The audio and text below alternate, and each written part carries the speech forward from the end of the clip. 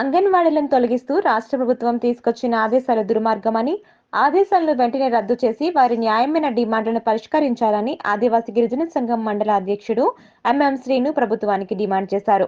సోమవారం ముంచంగిపుట్టు మండల కేంద్రంలోని ఐసిడిఎస్ కార్యాలయం ఎదుట చేపడుతున్న సమ్మె శిబిరం నుంచి 4 రోడ్ల కూడలి వరకు అంగన్వాడీలు, సిఐటియు నేతలు భారీ ర్యాలీ నిర్వహించారు. 4 రోడ్ల కూడలిలో మానవహారంగా ఏర్పడి రోడ్లను నిర్బంధించారు. రాష్ట్ర ప్రభుత్వానికి వ్యతిరేకంగా పలు నినాదాలు చేశారు. ఈ సందర్భంగా సిపిఎం జిల్లా కమిటీ సభ్యులు లక్ష్మీపురం సర్పంచ్ కొర్ర త్రినాథ్ మాట్లాడుతూ, వైసీపీ ప్రభుత్వం అంగన్వాడీల న్యాయమైన సమస్యలు పరిష్కారం చేయకుండా రకరకాలుగా బెదిరింపులకు దిగడం అన్యాయమన్నారు. ఇలాంటి బెదిరింపులకు భయపడేది లేదని, అందుకు ప్రభుత్వం సామరస్యంగా సమస్య పరిష్కారం చేయాలని డిమాండ్ చేశారు.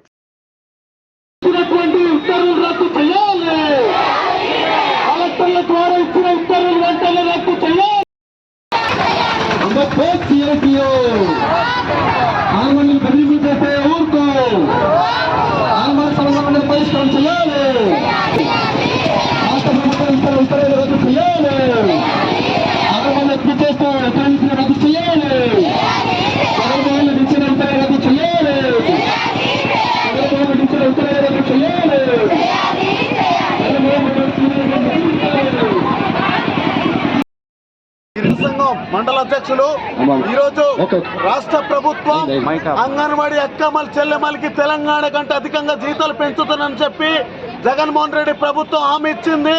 హామీ ఇచ్చి నేటికి 4.5 ఏళ్ళు 5 సంవత్సరాలు పూర్తవుతున్నా కనీస జీతం పెంచలేదు.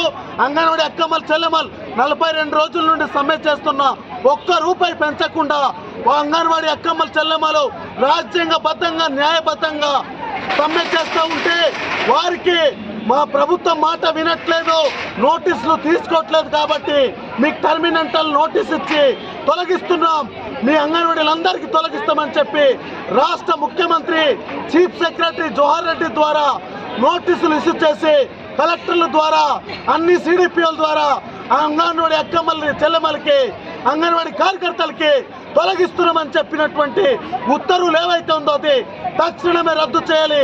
లేకపోతే ఈ పోరాటం రాబోయే రోజుల్లో ఈ పోరాటాలు ఉద్రిక్తంగా ముందుకు తీసుకెళ్తామని కూడా ఈ సందర్భంగా ఈ ప్రభుత్వానికి హెచ్చరిస్తున్నాం.